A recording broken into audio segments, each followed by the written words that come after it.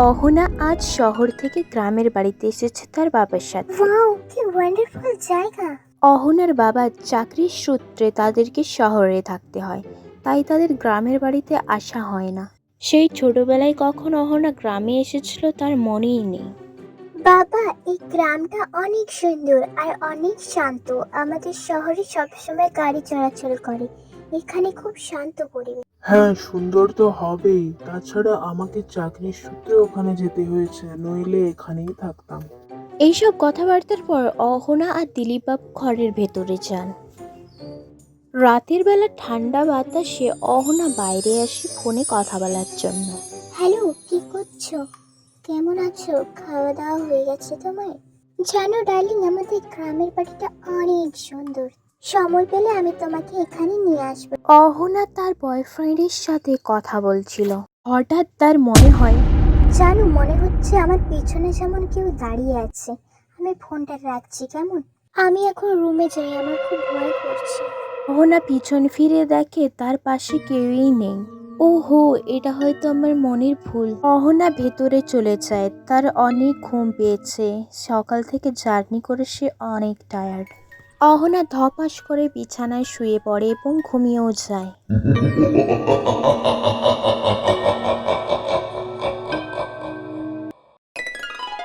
পরদিন সকালবেলা অহনা তার বাবাকে বলে, ড্যাডি ড্যাডি, চলো না, আমি গ্রামটা একটু ঘুরে দেখবো, তুমি আমাকে নিয়ে যাবে?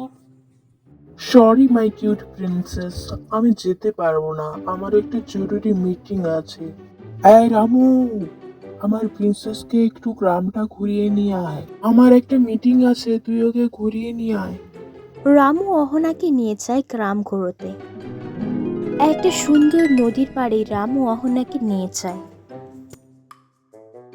বলো অহনা ম্যাডাম, আমাদের গ্রাম ঘুরে তোমার কেমন লাগছে?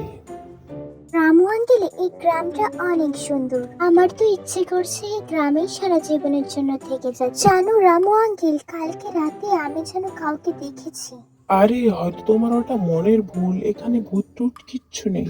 রামু আর অহনা বাড়ি ফিরে এসে রাতের বেলা অহনা যখন বাইরে ঘুরছিল, তখন অহনার আরো মনে হয় পিছনে কেউ দাঁড়িয়ে আছে। মনে হচ্ছে আমার পিছে যেমন কেউ আছে।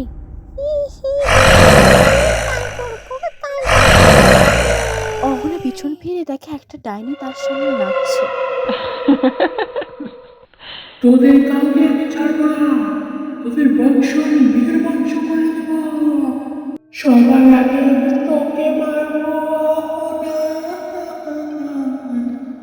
এই বলে ডাইনি বিভিন্ন রকম ভঙ্গি করতে থাকে অহনাকে ভয় দেখাবার জন্য। অহনা এইসব দেখে অজ্ঞান হয়ে যায়। রামু কাজ করে ঘর যাওয়ার সময় দেখে অহনা বাইরে পড়ে আছে। রামু অহনাকে তুলে নিয়ে গিয়ে ভেতরে নিয়ে যায়।